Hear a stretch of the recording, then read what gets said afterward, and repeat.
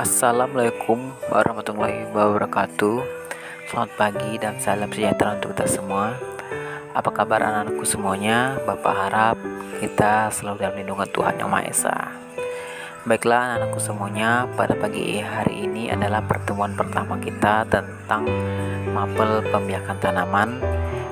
Jadi sebelum Bapak masuk ke materi pembiakan tanaman, Bapak akan terlebih dahulu memaparkan sekilas apa sih itu materi pembiakan tanaman. Jadi Bapak harap kalian simak dulu video ini, pahami apa itu pembiakan tanaman. Nanti di akhir video akan ada sedikit evaluasi yang akan Bapak tanyakan. Baik, kita langsung saja ke slide pertama. Dalam dunia tumbuhan, kita mengenal dua jenis perkembangbiakan. Cara perkembangbiakan pada tumbuhan ada dua macam, yaitu generatif dan vegetatif. Generatif artinya perkembangbiakan yang melalui proses perkawinan, yaitu melalui biji. Nah, sedangkan vegetatif itu kebalikan dari generatif tadi, yaitu tidak melalui proses perkawinan atau non-kawin. Nah, di perkembangbiakan vegetatif itu dibagi menjadi dua lagi, yaitu ada vegetatif alami dan vegetatif buatan. Yang termasuk vegetatif alami dan buatan itu apa aja nanti akan Bapak bahas di slide selanjutnya. Penyerbukan. Proses perkembangbiakan generatif pada tumbuhan biji diawali dengan peristiwa penyerbukan. Nah, apakah ada anakku di sini yang sudah tahu apa itu penyerbukan? Penyerbukan atau biasa disebut dengan persarian adalah peristiwa jatuhnya atau menempelnya kepala sari di kepala putik. Kepala sari ini dapat mencapai kepala putik biasanya dibantu oleh perantara penyerbukan yang disebut polinator atau vektor. Kemudian di dalam slide ini ada 4 macam penyerbukan, yaitu ada penyerbukan sendiri atau biasa disebut dengan autogami. Ini terjadi apabila kepala sari jatuh di kepala putik pada bagian bunga itu sendiri. Nah, penyerbukan ini tidak menghasilkan keturunan yang bervariasi. Nah, kemudian ada penyerbukan tetangga atau biasa disebut dengan geitonogami. Ini terjadi apabila kepala sari jatuh di kepala putik lain tetapi masih dalam satu individu. Kemudian yang ketiga ada penyerbukan silang atau biasa disebut dengan alogami. Ini terjadi apabila kepala sari jatuh di kepala putik bunga tanaman lain yang sejenis. Nah, penyerbukan ini memungkinkan timbulnya variasi pada keturunan akibat dari dua perpaduan sifat-sifat keturunan ini. Nah, dari dua tumbuhan yang memiliki sifat beda namun masih satu jenis pada gambar tersebut kita bisa dilihat. Yang terakhir yang keempat yaitu ada penyerbukan bastar. Ya, ini proses saat serbuk sari atau kepala sari berasal dari bunga lain pada tumbuhan lainnya yang berbeda jenis atau tidak mempunyai satu sifat yang beda gitu. Nah, kemudian di sini ada beberapa para pembantu penyerbukan, yaitu bisa saja dari angin yang disebut dengan penyerbukan anemogami. Ini contohnya biasa pada rumputan jagung dan juga padi. Kemudian para pembantu penyerbukan itu bisa dari air yang disebut dengan penyerbukan hidrogami. Ini contohnya pada ganggang air. Kemudian ada hewan, ini bisa disebut dengan penyerbukan zoidiogami. Contohnya biasanya pada bunga pepaya, bunga jambu, dan bunga jeruk. Nah, kemudian terakhir biasa itu adalah manusia yang tanpa kita sadari itu membantu penyerbukan mau baik sengaja maupun tidak sengaja. Penyerbukan manusia ini biasa disebut dengan penyerbukan antropogami. Ini contohnya biasa yang penyerbukan sengaja yaitu pada tanaman tumbuhan vanili. Nah, di gambar ini adalah contoh dari serbuk sari atau kepala sari.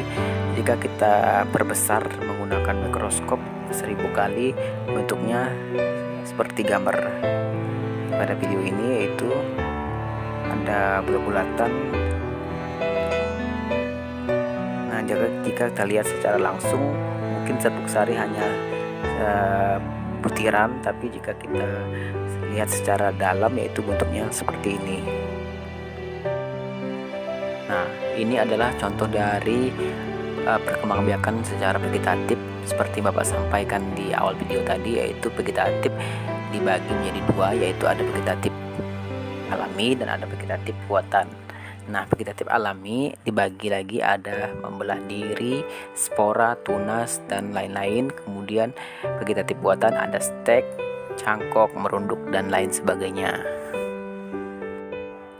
Nah, vegetatif alami contohnya yaitu tadi membelah diri, yaitu membelah diri pada bakteri umumnya pada tumbuhan satu sel, misalnya bakteri dan ganggang hijau, paris bakteri kolera, bakteri streptococcus pada ganggang. Itu adalah yang melakukan vegetatif alami. Kemudian yang kedua adalah spora. Spora ini biasa terjadi pada jamur, tumbuhan paku, lumut, dan lumut kerak. Jika spora-spora jatuh di tempat lembab, lumut kerak, tumbuhan paku, ataupun kotak tempat spora, namanya biasa disebut dengan sporangium. Nah, kemudian yang ketiga yaitu perkembangbiakan vegetatif alami menggunakan tunas, yaitu contohnya pada cocor bebek, pisang, serai rejeki, nanas, dan golongan pala-pala seperti kelapa, kurma, maupun aren. Nah, kemudian yang keempat yaitu perkembangbiakan secara umbi bagian tanaman yang bergembung di dalam tanah, yaitu contohnya umbi akar, umbi lapis, umbi batang. Seperti pada tanaman wortel, yaitu umbi akar, umbi lapis pada bawang, umbi batang pada kentang.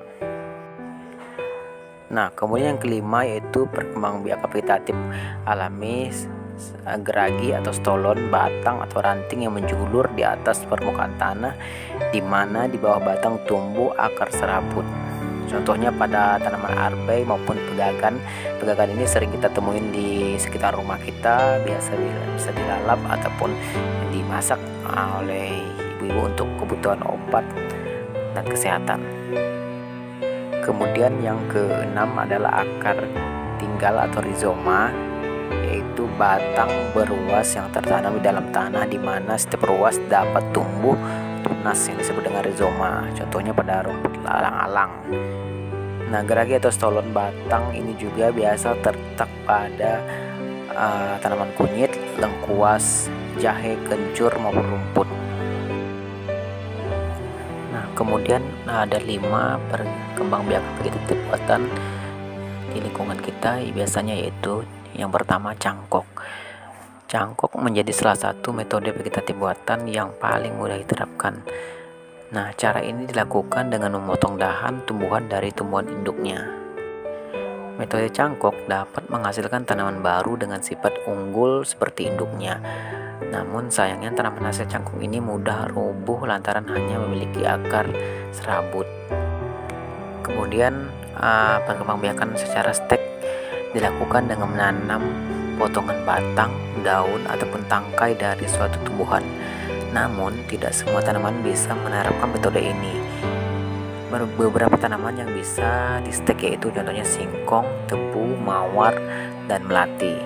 Nah, kemudian yang ketiga yaitu menempel atau biasa disebut dengan okulasi.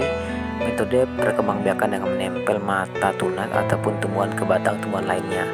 Nah, nantinya tumbuhan baru akan memiliki 2 jenis buah ataupun bunga yang berbeda.